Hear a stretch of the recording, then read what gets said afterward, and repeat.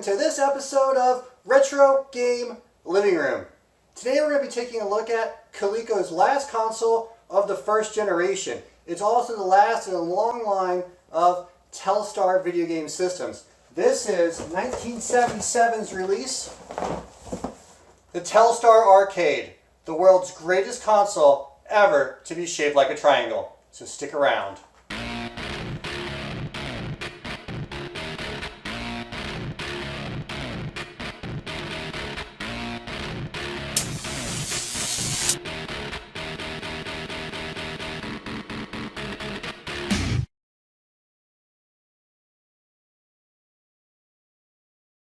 Let's start by taking a look at the box, which as we can see is well worn. Somebody at one point sold this game in what looks like a yard sale or a garage sale. Someone bought TV Game and cartridge one time for $25. It says it has a programmable microprocessor in it. This isn't actually true, as the game is a first generation console and the chips are actually on the cartridge and they're not on the system. The system exactly works as a gigantic controller. Taking a look at the top of the box, we can see some more features of the console. It comes with a target pistol. It has a digital computerized display. We see some of the controllers. Here's a picture, which you can't see because it's torn up, of what cartridges look like in the box. It came with its own RF switch. We can see that this was originally purchased for $29.99 at a place called Two Guns in 1979, in November 79. Here's a look at the console outside of its box. Each side of the triangular console is used for a different type of game. This side has a steering wheel and a shifter mechanism. The steering wheel is detachable for storage purposes, so it fits nice and neat in the box and it just snaps on. So this side of the console would be used for driving games.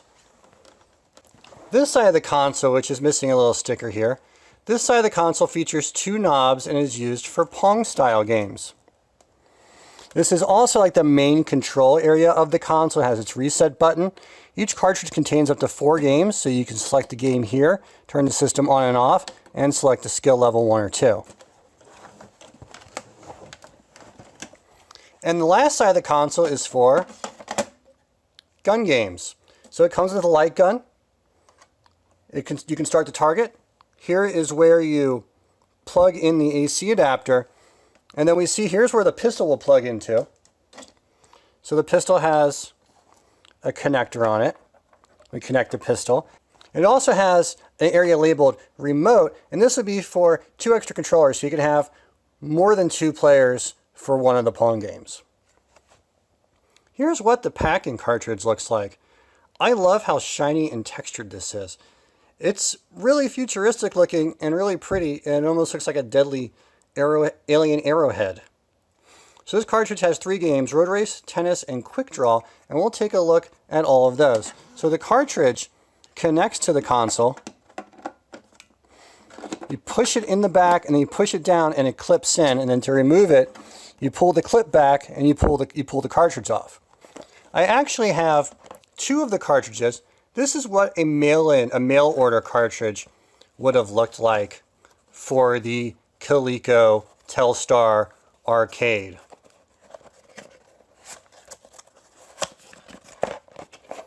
Opening up, this is game cartridge number 4, and only 4 of these were produced for the system.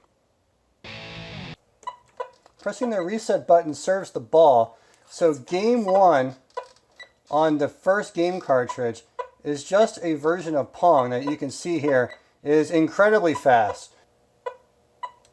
Turning down the skill level does slow down the gameplay to a more manageable level. This game is Road Race. Moving the steering wheel makes the car go up or down the track, and if you crash, you start over. Now, the shifter puts you either into drive or sends your car into a stop. Now, one thing I want to show you is this game is so broken that I can just park my car at the top of the screen and never be hit and just continue to rack up points.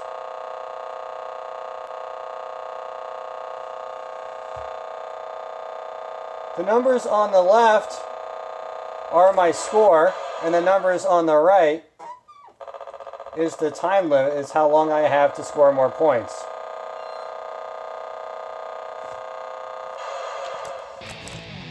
All of the awesome sound effects you're hearing are generated from the console internally and not from the TV. This game is called Quick Draw, and the point of the game is to draw quickly the gun from the console and aim and shoot, and hopefully you get a hit. And what it's showing me there is I've only made 3 hits and I've missed 8 times. Actually, no, what it's showing me is I've made 3 hits out of 9 attempts.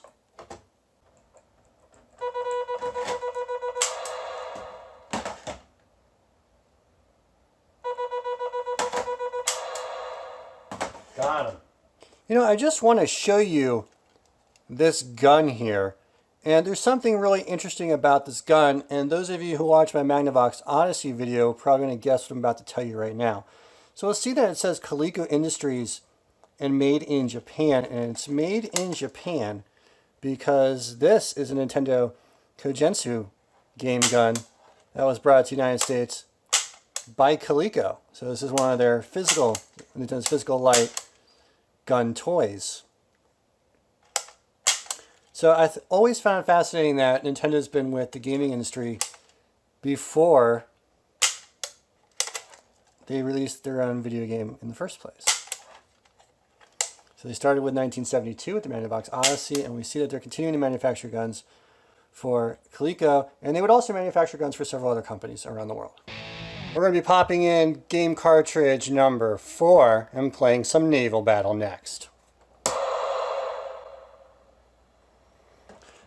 Naval Battle uses the knobs on the paddle knobs on the console to move your ships up and down. And then it uses the slam button to shoot at a moving target. That guy apparently ran into it all on his own. Depending on the position of your ship, depends on the direction that the bullet will fire. So if you're in this black area, you'll shoot straight up always. But if you go out of it, you'll shoot at a wide angle.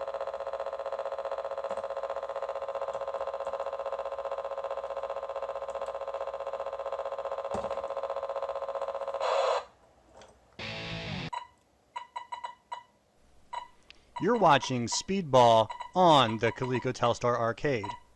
As you probably have noticed by now, there's a serious flaw in this game, which is that the ball will get stuck in an endless loop unless one of the players purposely gives up the point. Despite the game being broken, at least the idea is good of having rails that shoot the ball forward and obstacles that block a direct shot on the goal. It's just too bad that it didn't turn out well at all. Thank you so much for joining me on this journey where we played some creative esports, we did some race car driving, and we did some quick draw shooting.